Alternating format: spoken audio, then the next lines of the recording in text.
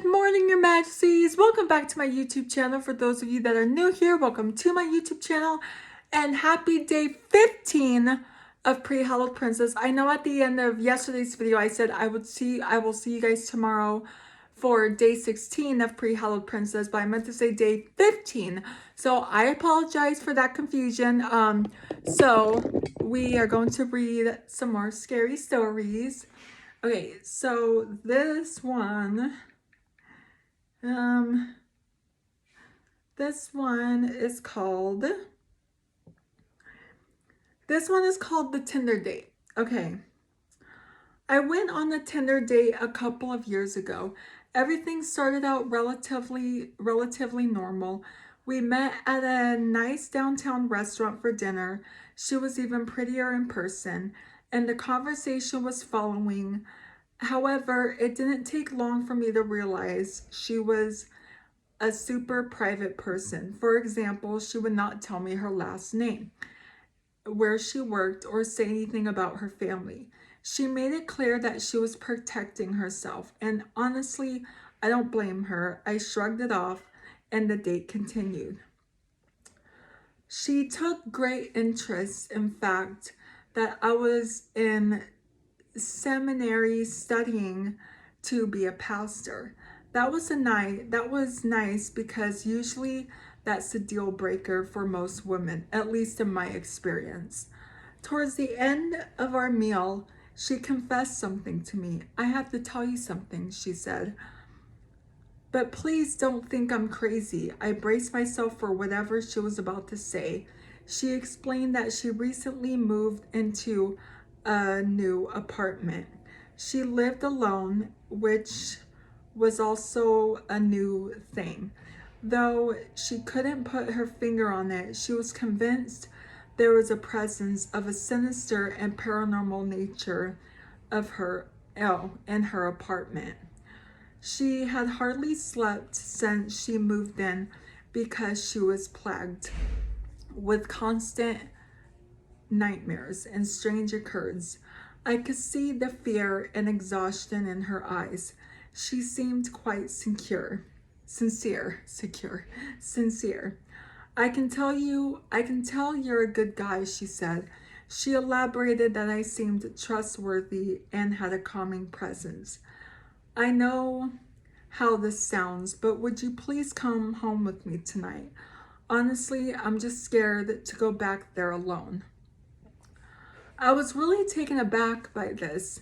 It's not every day I get asked to spend the night with a beautiful woman whom I just met. I figured that she was either telling the truth or she picked a really odd way to initiate relationship. Either way, that the night would be interesting. We talked for a little bit longer and I agreed to spend the night with her. I followed her home. Oh, my hair. I followed her home, and when I walked back into her apartment, I was immediately struck with bad vibes. There was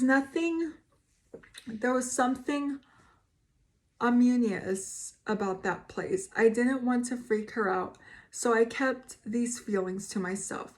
I said a quick prayer and followed her to a bedroom. We just sat there for a while, then she fell asleep. She looked like she hadn't slept in a very long time. I just sat there for a while in the silent darkness, lost in thought. Sometime later, I 100% heard someone walking down the hallway outside the room. The door was closed, however, so I couldn't see anything. I was definitely frightened, but my curiosity got the better of me, so I went to investigate. Slowly, I opened the door. I looked to my left, then to my right. Nothing. I walked downstairs to check out the rest of the apartment. Nothing. I went back upstairs to check the bathroom and guest bathroom. Nothing. Nothing. When I walked out of the guest room, which was right across from my date's bedroom, I looked to my left and right again. At the end of the hallway, I saw a black humanoid body standing there perfectly still. It was almost like a shadow, but I couldn't discern that it was a three-dimensional figure. This figure was large in his stature. There's no way it could have been my date. She was maybe 5'1" at best.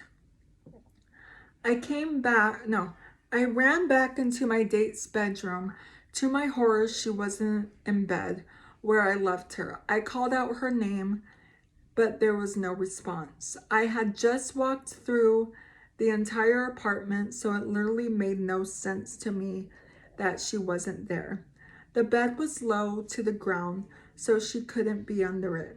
The closet was open too, and it was packed with boxes, so I knew she wasn't there either. The window was shut tight.